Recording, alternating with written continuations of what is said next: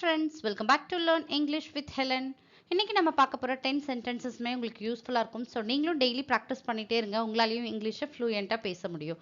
நீங்க இப்பதான் English learn பண்ணணும்னு நினைக்கிற பிகினரா கண்டிப்பா இந்த வீடியோ உங்களுக்கு யூஸ்ஃபுல்லா இருக்கும். Without delay, let's get started.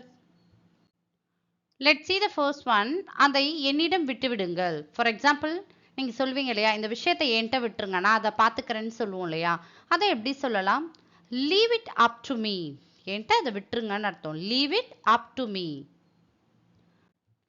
Next one, அவரது முகத்தை வைத்து மதிப்பிடாதீர்கள்.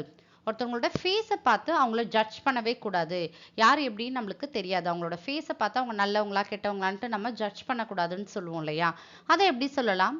Don't judge him by his face. அவரோட ஃபேஸை பார்த்து அவரை ஜட்ஜ் பண்ணாதீங்க. Don't judge him by his face.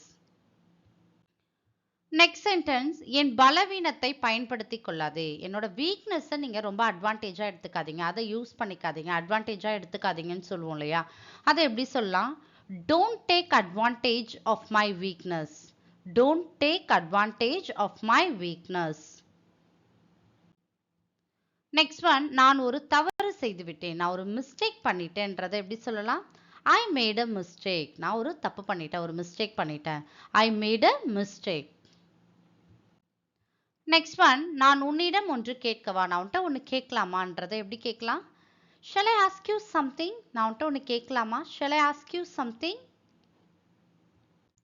Next one, நீ ஏன் வேலையை விட்டாய். நீங்க ஏன் உங்களோட ஜாபை குவிட் பண்ணிட்டீங்க, ஏன் உங்க ஜாபை விட்டுட்டீங்கன்றதை எப்படி கேட்கலாம்?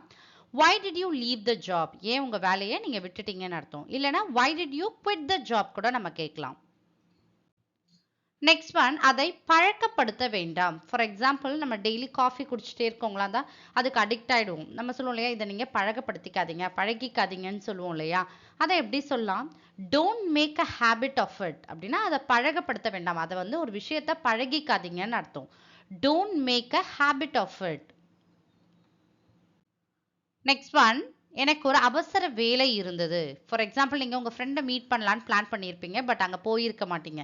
அவங்க கேட்டிருப்பாங்க, ஏன் என்னை மீட் பண்ண வரலன்னு கேட்டிருந்தா சொல்லியிருப்பீங்க, எனக்கு ஒரு அர்ஜென்ட்டான வேலை வந்துடுச்சு, அதை செய்யறதுக்காக நான் போயிட்டேன் அப்படின்னு சொல்லுவோம் இல்லையா, அதுதான்.